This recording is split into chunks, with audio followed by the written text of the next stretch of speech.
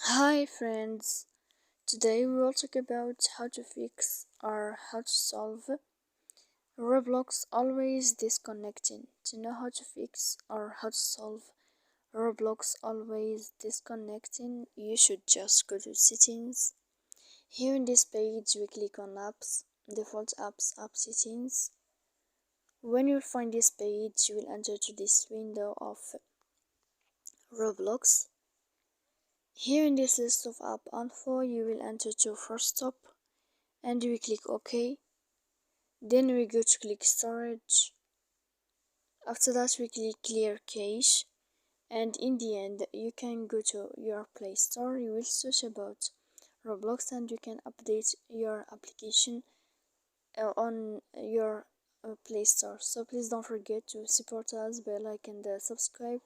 See you next time.